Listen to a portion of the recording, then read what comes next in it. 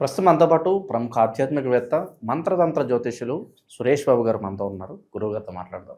నమస్కారం గురుగారు. జై శ్రీమన్నారాయణ. గురుగారు, శ్రీ పరాభవ నామ సంవత్సరంలో సింహరాశి వాళ్ళకి ఈ నూతన సంవత్సరం ఎటువంటి పరిస్థితులు ఎదురే అవకాశాలు కనిపిస్తున్నాయి? ఎటువంటి జాగ్రత్తలు తీసుకుంటే బాగుంటుంది? ఒకటి, మనము ముందుగా మన ప్రేక్షకులందరికీ కూడా, మన రాసుల వారి అందరికీ కూడా మనల్ని ఆదరించి మన వీడియో చూసి ఓపికతో మనకి సపోర్ట్ చేసే వాళ్ళందరికీ, అందులోనూ మీకు ముందు మనం చెప్పేది వింటూ ఉన్నారు కాబట్టి మీకు కూడా అందరికీ కూడా నూతన సంవత్సర శుభాకాంక్షలు.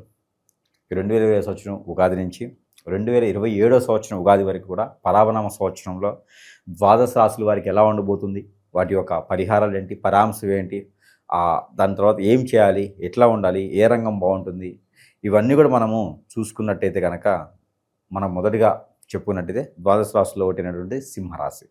ఈ సింహరాశి వారికి 2025 సంవత్సరంలో శని భగవాను మారడంతో, ఈ శని భగవాను మారిన తర్వాత శని భగవానికి అశుభ దృష్టి కూడా ఈ యొక్క రాశి పైన ఉన్నది. అలానే రాహుకేతు మారారు, వారి యొక్క అశుభ దృష్టి కూడా వీరికి ఉన్నది. కేతు అయితే కనుక సింహరాశిలోనే ఉంటున్నారు. ఈ సంవత్సరం మొత్తం కూడా కేతు సింహరాశిలోనే ఉంటారు. కాకపోతే కొంచెం ఉపశమనం ఏంటి అంటే కనుక గత సంవత్సరం కన్నా పోల్చుకుంటే 2025 పర్వాలేదు అనుకుంటే, ఈ 2025 కన్నా కూడా 2026 మరో కొంచెం పర్వాలేదు. అంటే ఒక పిల్లవాడు పుట్టిన తర్వాత రోజు రోజుకి అభివృద్ధి అవ్వడం కాదు, ఎదుగుతూ ఉంటాడు. అలాంటి మరీ కూడా పుట్టి ఎదిగేదానికైతే కనపడుతుంది. ఈ యొక్క 2026 ఉగాది నుంచి 2027 ఉగాది లోపు కనుక వీరు మంచి స్థానానికి వెళ్తారు అని చెప్పుకోవచ్చు. మొదటిగా వీరిలో అదృష్టం చెప్పాలి. ఈ యొక్క అదృష్టం ఏంటంటే, దానికన్నా ముందు వీరికి ఆదాయం 5, వ్యాయం 5, అవమానం 7, రాజ్యపూజ్యం కూడా 7 మిశ్రమ ఫలితాలుగా కనిపిస్తుంది. ఇవన్నీ కూడా గోచార ప్రకారంగా పర్సనల్ యొక్క హరస్కోప్ కాదు, వ్యక్తిగతమైనటువంటి జాతకం కాదు. ఇవన్నీ కూడా ఓవరాల్గా గ్రహాల యొక్క స్థితిగతులు ఏ స్థానంలో ఉండడం వలన ఇలాంటి పాయింట్స్ అనేది మనము క్యాలిక్యులేషన్ చేసి దాని ప్రకారంగా వివరణ అయితే చెరుపుతుంది. అంతేగాని ఇదేదో పర్సనల్ హరస్కోపు వారికి సంబంధించింది అది అయితే కాదు. వారి ప్రకారంగా చేసుకునే దాన్ని బట్టే పిండిని కొద్ది రొట్టె. వాళ్ళ కష్టపడితే ఆ రొట్టె జాగ్రత్త దాచిపెట్టుకుంటే రేపటి పనికి వస్తుంది. లేదు, గురువుగారు చెప్పారు కదా అని చెప్పి సంపాదించిందల్లా ఖర్చు పెట్టేసాం అనుకోండి, అది అయిపోతూనే ఉంటుంది. కాబట్టి వారి జాతక ప్రకారంగా అయితే ఉంటుంది. మరొకటి, సింహరాశి అనగా మేనేజ్మెంట్ చేసేటువంటి తత్వం, హెచ్ఆర్. ఏదైనా సరే మేనేజ్మెంట్ చేయగలుగుతారు. ఎంతదైనా సరే వీరు చాకచక్యంగా మాట్లాడగలుగుతారు. కానీ వీరు మొండివాళ్ళు, మూర్ఖులు కాదు, తెలివి కల వాళ్ళు కూడా. ఎవరిని ఏ స్థాయిలో ఉంచాలి, ఎవరిని ఎక్కడ పెట్టాలి, ఎవరితో ఏం మాట్లాడాలి, ఎవరి దగ్గర ఎలాంటి వనరులు లాగాలి అని చెప్పేసి వీరికి బాగా నాలెడ్జ్ ఉంటుంది. అందులో వీరికి మార్కెటింగ్ రంగాలు, బ్యాంకింగ్ రంగాలు, ఎక్స్పోర్ట్ ఇంపోర్ట్ రంగాలు, ఫైనాన్స్ సంబంధించినటువంటి మ్యూచువల్స్, షేర్స్, చిట్టిపాట్లు, ఇలాంటి దాంట్లో బాగా ఇన్వెస్ట్ చేస్తారు వీరు. అపరాలు, ఫ్యాన్సీ షాప్స్, పచారీ షాప్స్, పూజ సామాగ్రి స్టోర్స్, అలాంటి వాటిల్లో కూడా బాగా ఆదాయ వనరులు పొందుతారు వీళ్ళు. అలానే గేమ్స్, స్టేడియమ్స్, అలానే మ్యూచువల్స్, ఇది ఉంటుంది చూసారా, దాన్ని ఏమంటారంటే ఫ్యాషన్ డిజైనర్ కాకుండా మనకి ఇవి ఉంటాయి కదా, దాన్ని ఏమంటారంటే ఈవెంట్ ఆర్గనైజర్స్. ఇవన్నీ కూడా వీరికి అద్భుతంగా చేసేటువంటి శక్తియుక్తులు వీరికి బాగుంటాయి, మేనేజ్ చేయగలుగుతారు. ఈ సంవత్సరం వీరికి ఒక అదృష్టం ఉంది. గ్రహాల యొక్క స్థితిగతుల ప్రకారంగా ఏముందంటే కనుక స్థలాలు, ఇళ్ళు, పొలాలు, ఫ్లాట్స్ ఏదైనా దాచిపెట్టుకునే దానికి, ఇన్వెస్ట్ చేసేదానికి వీరు మొక్కు చూపుతారు. ఆ మొక్కు చూపే దాంట్లో వీరికి నిలబెట్టుకుంటారు. వారి పిల్లలకు కూడా వచ్చేటువంటిది కనిపిస్తుంది. మరొక అదృష్టం ఉంది. ఎవరో కజిన్స్, ఎవరో ఉంటారు, తండ్రికి తెలిసిన వారా, తల్లి తెలిసిన వారా, లేకపోతే వాళ్ళ నాన్నగా ఇంకెవరెవరికో తెలిసిన వాళ్ళ కజిన్స్ ఉంటారు. వారికి వీరి మీద ఇష్టము, ప్రేమ ఉంటుంది. వారు కూడా ఆస్తిని వీరికి ఆశిస్తారు. అదృష్టం అదే కదా, పోతూ ఆస్తి వీరి పేరు మీద రాసిపోతారు. పోవటం అంటే ఎక్కడికో కాశీ ప్రయాణం ఇట్లాగా వెళ్తున్నారు, ఆస్తి అంతా వీళ్ళకే వచ్చింది. అదొక అదృష్టం. వీరు ఎప్పుడు ఊహించలేదు, అనుకోలేదు, తేడలేదు. అలాంటి అదృష్టం కూడా వీరికి వస్తుంది. కాబట్టి అలాంటి అదృష్టాన్ని కూడా వీరు అందిపుచ్చుకోవాలి. మొహాటాన్ని పోయి నాకు వద్దండి అంటే అది అనాథాశ్రమంకు ఎక్కడికి తెలిగిపోద్ది. అలా కాకుండా వీరు ప్రయత్నం చేస్తే వస్తుంది ఆస్తి. ఆ ఆస్తిని వీరు అనుభవించుకోకపోతే అక్కడ పక్కన పెట్టుకోండి, కానీ తీసుకోవాలి ఖచ్చితంగా. అది ఎవరికోరికి వెళ్ళేదే కాబట్టి వీరి యొక్క హక్కు అనుకోని తీసుకోవాలి. ఇకపోతే వారికి సంబంధించినటువంటి అన్నీ కూడా బాగోగులు వీరే చూసుకోవాల్సి వస్తుంది. వీరికి చెడు వ్యసనాలు ఉంటాయి, కానీ అవి మానుకుంటే జీవితంలో ముందుకు వెళ్ళేదానికి కూడా ఉంటుంది. కానీ వీరి దగ్గర ఉన్నటువంటి మంచి గుణం అవుతుంది. ఎవరినైనా సరే వారితో ఎలా మాట్లాడాలో తెలిసి ఆ మాట్లాడే విధానం బట్టి వారు రైస్ అయిపోతారు. అంటే వారిని వశపరుచుకునేటువంటి క్యాపబిలిటీ ఉంటుంది ఈ యొక్క సింహరాశి వారి దగ్గర. ఇకపోతే వీరికి కాలేజీలు, స్కూల్స్, ఇన్స్టిట్యూట్స్ ఇవి కూడా వీరు ప్రయత్నం చేసుకుంటే అన్ని రకాల సానుకూల పడుతుంది ఈ యొక్క 2026 నుంచి 2027 సంవత్సరం లోపు. ఇక పెళ్ళి కానటువంటి వారు, పెళ్ళి అయి పిల్లలు పుట్టలేటువంటి వారు కనుక ఉన్నారు అంటే వారు చిన్న పరిహారం ఒకటి చేసుకోవాలి. అదేమిటంటే కనుక ఎక్కడైనా సరే సుబ్రహ్మణ్య స్వామి కానీ వినాయక స్వామి వారు కానీ ఉంటే అక్కడ వీరు పంచామృత అభిషేకం చేసుకోవాలి.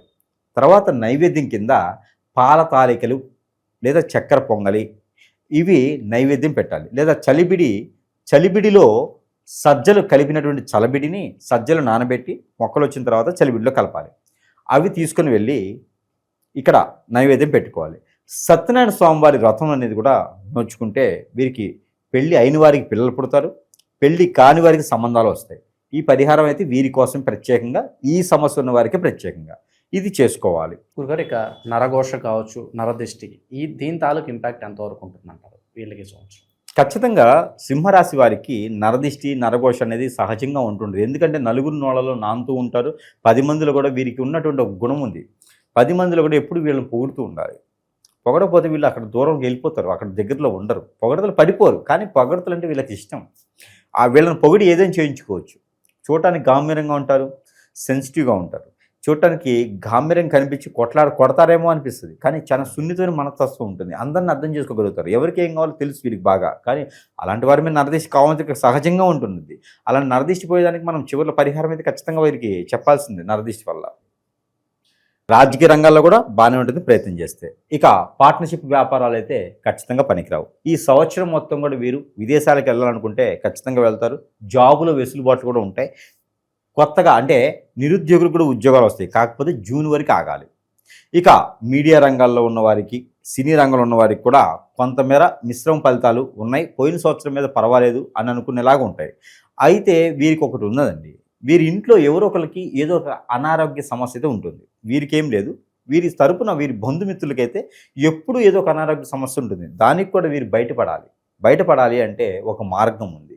ఎక్కడైనా ఆలయాల వద్దన ఆడవారు, పెద్దవారు అడుక్కునేవారు ఉంటారు. వారికి ఒక 2 చీరలు, 2 బ్లౌజ్ పీసులు అనేది 2 రకాల ఫ్రూట్స్ పెట్టి దానం ఇవ్వాలి. ఇచ్చే కనుక వీరికి పితృదోషాలు కూడా కొంతమేర తొలగిపోతాయి. అలానే ఇంట్లో ఆరోగ్య సమస్యలు కూడా కొంతమేర ఉంటాయి.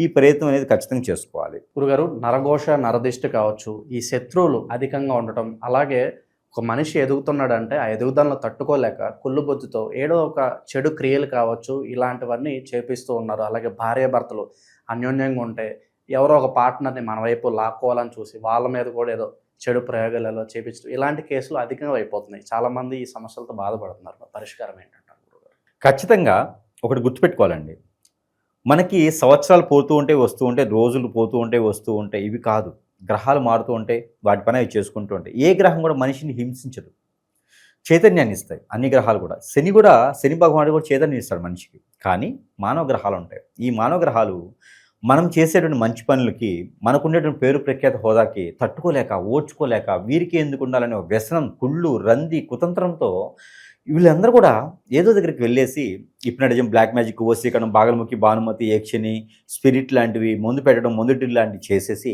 హింసిస్తారు. ఆడపిల్లల్ని వసూలు చేసుకోవటం, అబ్బాయిలను వసూలు చేసుకోవటం. ప్రపంచం అంతా మారిపోయింది. జాతకం బట్టి మనం ఉండట్లేదు. ఇప్పుడు ఒక్కొక్కరు ఉంటారండి, నాది ఈ రాశి అండి, నా రాశి వాళ్ళంతా బాగున్నారు, నేను ఎందుకు బాగాలేనంటే నీ గ్రహచారం కాదు, అది నీకు చేయించిన క్రియ. ఇది అందరికీ అర్థం కావడానికి టైం పడుతుంది. ప్రతి ఒక్కరు కూడా గమనించుకోవాలి. మన వీడియోస్ చూసి చాలామంది అండి ఈ రోజుల్లో చాలామంది అవేర్నెస్ తీసుకొని ఎక్కడికడికో వెయ్యి లక్షల రూపాయలు వదిలించుకొని కూడా జేబులు ఖాళీ చేసుకుని దగ్గరికి వచ్చేసి వాళ్ళకి మంచి జరిగిన రోజులు కూడా చాలా ఉన్నాయి. మీరు గమనించున్నారు. ఈ రోజు కూడా మనకి దాదాపు 15,000 మంది కస్టమర్స్ ఉన్నారు మన దగ్గర ఈ రోజున. అందరూ కూడా జాతకం సంబంధించిన వాళ్ళు కాదు. జాతకాలు బాగానే ఉంటాయి, ఏదో పరిహారం చేసుకుంటే అయిపోతుంది. కానీ అది కాదండి. ఇక్కడ ఎన్నో రకాల చెడు క్రియలు. మంచి భార్య ఉందంటే, మంచి చిన్న కుటుంబం ఉందంటే ఆ కుటుంబాన్ని విడదీసే విధంగా చెడు కళ్ళు. ఆ భార్య మేము కన్నేయటం, భర్త మేము కన్నేయటం, పిల్లల్ని హింసించి తీసుకుపోవడం, స్కూళ్ళ నుంచి కాలేజీల నుంచి లేపుకుపోవటం, అదే అంటారు కదా దాన్ని మన భాషలో అయితే. హింసించడం, రోడ్డు మీద పడేయడం, కొట్టినా, చంపినా, గిచ్చినా కూడా మళ్ళీ వాళ్ళే కావాలనుకోవటం, ఇవన్నీ కూడా చెడు క్రియలండి. ఈ చెడు క్రియలు మన ప్రపంచంలో చాపకంది నీరులాగా కొన్ని సంఘాల వారు ఏర్పడేసి ఇలాంటి హింసించి చిన్న చిన్న కుటుంబాలను నాశనం చేసి రోడ్డు మీద పడేస్తూ ఉన్నారు. ప్రతి ఒక్కరు కూడా గమనించుకోవాలి. జాతకాల్లో ఏముంటుందండి? పెళ్ళప్పుడు చూసుకోవాలి, లేకపోతే పంచలిప్చేపుడో రజస్వరప్పుడో చూసుకోవాలి, లేదా ఏదైనా ఆరోగ్య సమస్య వచ్చినప్పుడు చూసుకోవాలి, లేదా ఇల్లు గాలు కట్టేటప్పుడే చూసుకోవాలి. అంతేగాని ప్రతిసారి మనం జాతకం చూపించే అవసరం లేదు. జాతకంలో ఇలాంటి గృహరాలు ఉండవు. మీ పాప లేచిపోతుంది, మీ బాబు లేచిపోతాడు, మీ పాప ఎవరితో ఇబ్బందులు ఉన్నాయి, మీ భర్త మీ మాట విండి, ఇవన్నీ జాతకాల్లో ఉండవండి. అవి మానవ గ్రహాలు చేసేటువంటి పనులవి. అవి ఖచ్చితంగా మనకి దగ్గరికి సంప్రదిస్తేనే తెలుస్తుంది. మనం ఏంటంటే వాటికి విరుగుడు చేసేదనుకున్నాం. మనము అలాంటివన్నీ బాధపడే వారికి మన దగ్గర వారికి విరుగుడు కూడా దొరుకుతుంది. ఎంతోమంది వారు మేలు పొందారు.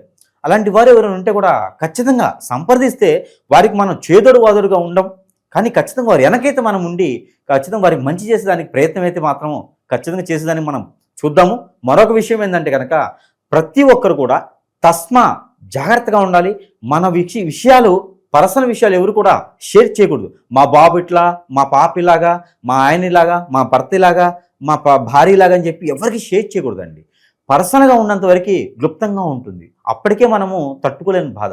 ఒక 10 మంది ముందు మనం తినకూడదు అంటే మన విషయాలు ఇంకోటి చెప్పకూడదని అర్థం. ఇలా జాగ్రత్తగా ఉంటే కనుక అన్యోన్యంగా ఉండేదానికి, చిన్న ఫ్యామిలీ ఎదిగేదానికి ఉంటుంది. లేదంటే మాత్రము బతుకు బస్ స్టాండ్ అయిపోతుంది. సినిమా పేరు కాదండి, మన జీవితాలు అలా అయిపోతాయి. కాబట్టి ప్రతి ఒక్కరు కూడా చాలా జాగ్రత్తగా ఉండాలి, క్లుప్తంగా ఉండాలి, క్లారిటీగా ఉండాలి, అబద్ధాలు చెప్పకుండా నీతిగా బతుకుతూ చేసుకుంటూ ఉండాలి. ఇంకా ఏదైనా సమస్య వస్తే కనుక సంప్రదిస్తే వారికి సంబంధించినటువంటి పరిహారం అయితే వారికి ఖచ్చితంగా చేసేదానికైతే మనం ఉన్నాం. అలా గురుగారు, ఉగాది షడ్రుచుల్లో ఏ రుచి వీళ్ళకి సంవత్సరం ఎక్కువగా తగులుతుంది అంటారు? టర్నింగ్ పాయింట్ ఏదన్నా ఉందా? టర్నింగ్ పాయింట్ ఖచ్చితంగా ఉంటుంది. వీరు స్థలాలు వీళ్ళు కొన్నారంటే కనుక అక్కడ టర్నింగ్ పాయింట్ వీరికి దొరుకుతుంది. వీరు కొనగానే అక్కడ రేటు పెరిగిపోద్ది. ఒక అమ్మినోడు మాత్రము ఎందుకు అమ్మాను బాబు అనుకోవాలి. అదే వీరి టర్నింగ్ పాయింట్. ఆస్తి వస్తుంది అన్నాను, అది టర్నింగ్ పాయింట్. ఏమి చేయకుండానే పోతూ ఎవరు బాబు ఇగో ఆస్తి నీ పేరు మీద రాద్దాం అనుకుంటున్నాను అంటారు. అమ్మాయి నీ పేరు మీద ఆస్తి రాద్దాం అనుకుంటున్నా ఉంటారు. అది ఊరికి వచ్చినట్టు ఆస్తిగా కోట్లు ఉండొచ్చు, లక్షలు ఉండొచ్చు. ఎవరు ఇస్తారండి ఈ రోజుల్లో? అలాంటిది మరి ఈ సింహరాశి వారి సొంతమే కదా ఇవన్నీను. మరి ఈ సంవత్సరమే ఉన్నాయి అవన్నీను. మరి టర్నింగ్ పాయింటే కదా. శని భగవాన్ అశుదృష్టి ఉంది, కానీ 1-2 సార్లు ప్రయత్నం చేస్తే శని భగవాన్ కూడా ఖచ్చితంగా అలా కూర్చుంటాడు, చూస్తూ ఉంటాడు. సింహరాశి వారిని ఈ యొక్క శని భగవానుడు ఏమి చేయడు. ఒక చిన్న పరిహారం ఉంటుంది. ఆ పరిహారానికి ఖచ్చితంగా గురువు గారికి దక్షిణ ఇస్తే చెప్పడానికి ఉంటుంది. లేకపోతే పరిహారం చెప్పే ఉంది. చివరిలో అయితే పరిహారం కూడా చెప్దాము. అయితే దానికన్నా ముందు వీరికి కలిసి వచ్చేటువంటి colour tomato colour, orange colour, red colour, ఈ 3 కూడా వీరికి అద్భుతంగా ఉంటాయి. ఈ సంవత్సరంలో వీరికి ఎల్లో కలర్ కూడా బాగుంటుంది. ఎందుకంటే గురుబలం వీరికి వస్తుంది. అంటే కానీ ఎల్లో కలర్ కూడా వీరికి అద్భుతంగా ఉంటుంది. 12వ స్థానంలో ఉంటాడు గురువు. మారాడంటే గ్రహం మారాడు. ఇప్పుడు 11వ స్థానంలో ఉన్నాడు. 12వ స్థానానికి గురువు వస్తున్నాడు. ఆ 12వ స్థానంలో గురువు వచ్చాడు కాబట్టి గురువుని శాంతిపరచాలి. కాబట్టి వీరి పరిహారాల్లో అవి మనం మాట్లాడదాం. అయితే వీరికి ఎల్లో కలర్ కూడా ఇంపార్టెంటే, అది కూడా బాగా కలిసి వస్తుంది. ఇక నెంబర్ 5, 7, 9 ఈ 3 నెంబర్ కూడా వీరికి అద్భుతంగా ఉంటాయి. ఇకపోతే వీరికి వారం వచ్చేసి శుక్రవారం, శనివారం, ఇక వీరికి అద్భుతంగా ఉంటుంది. ఇక పరిహారాల్లోకి వచ్చేటప్పటికి గురుబలం వీరికి కావాలి. స్టోన్స్ ఎల్లో సఫైర్ లేదా కెంపు స్టోన్ వీరు 2.5 నుంచి 3 క్యారెట్లో పెట్టుకోవచ్చు. ఎల్లో సఫైర్ అయితే చూపుడు వేలు, అలానే కెంపు అయితే కనుక ఉంగరం వేలు పెట్టుకోవచ్చు కుడి చేతికి. వీళ్ళు నీలం అనేది పెట్టుకోకూడదు. ముత్యం కూడా పెట్టుకోవచ్చు. దత్తాత్రేయ స్వామివారి మంత్ర పఠన చేసుకోవాలి. దత్తాత్రేయ స్వామివారికి అభిషేక అర్చనలు చేసుకోవాలి. వీరికి చాలా కలిసి వస్తుంది. ఇక వీటన్నిటితో పాటు మరొక విషయం ఏంటంటే వీరే చేసుకోవాల్సినటువంటి పరిహారం, దాంతోపాటు వీరు ఏంటంటే కనుక దానిమ్మ చెట్టు కానీ, మామిడి చెట్టు కానీ, సపోటా చెట్టు కానీ, అది సీతాఫల చెట్టు కానీ, నిమ్మ చెట్టు కానీ, మునగ చెట్టు కానీ, ఏదో ఒక చెట్టు అయితే 3 మాసాలకు ఒకసారి ఎక్కడి దగ్గర రోడ్డుకి విరువైపులు నాటాలి. లేదా వారి పొలాలు గట్ర ఏమైనా ఉంటే అక్కడ నాటాలి. లేదా ఇంట్లో అంట్లు తెచ్చుకొని పెట్టుకోవాలి. అలా చేసుకుంటే వీరికి అన్ని రకాల సానుకూలమైన వాతావరణం, గ్రహరీత్యా దోషాలు కూడా తొలగిపోతాయి. ఇక వీరే చేసుకోవాల్సిన పరిహారం ఉంది. అది ఏమిటంటే కనుక పటిక ఉంటుంది. పటిక, తెల్ల ఆవాలు, ఈ 2 కూడా కలగలిపేసి తనకి తానే 7 సార్లు దిష్టి తీసుకొని కార్తీక తల చుట్టూతా క్లాక్ వైజ్గా అది తీసుకుని వెళ్ళి ఇక్కడ పారేడు నీటిలో కానీ పొదలమైన చెట్లు కానీ వేయాలి. ఇలాంటి పరిహారాలు చేసుకుంటే కనుక ఖచ్చితంగా ఈ సంవత్సరం మొత్తం కూడా అదృష్టం బాగుంటుంది. ప్రతి 3 మాసాలకు ఒకసారి అయినా సరే వీరి ఇష్టదైవం, కులదైవం, ఆ ప్రాంతీయ ఆచార దైవం అక్కడికి వెళ్ళేసి ఒక 3 నారికేళములు, 3 కొబ్బరికాయలు కొట్టేసి చట్నీకి 2 చిప్పలు తెచ్చుకోవాలి. అట్లా లేదు, 6 చిప్పలు అక్కడే వదిలివేసి అక్కడ ఉండేటువంటి అర్చకులు వారు ఏదైనా ప్రేమ పూర్తిగా, అభిమానం పూర్తిగా అక్కడే ఇస్తే కనుక అది తెచ్చుకోవాలి. తప్పితే కొబ్బరికాయలు కొట్టామని చెప్పి చిప్పలు తెచ్చుకొని చట్నీ చేసుకుని పిల్లలు పెడితే అవ్వదు. అది ఆ ఒక గ్రహ దోషాలు పోయేదానికి ఈ పరిహారం ఒకటి చేసుకోవాలి. ఇష్టదైవం దగ్గర కొట్టుకోవచ్చు, ఏ వారమైనా చేసుకోవచ్చు. ఇలాంటి పరిహారాలు చేసుకొని అదృష్టవంతులు అయ్యేదానికైతే ఖచ్చితంగా ఆస్కారం ఉంది ఈ యొక్క సంవత్సరం మొత్తం కూడాను. ఓవరాల్గా ఈ రాశి వాళ్ళందరికీ ఈ సంవత్సరం ఎలా ఉండబోతుందో మంచి విశ్లేషణ అందించారు. ధన్యవాదాలు.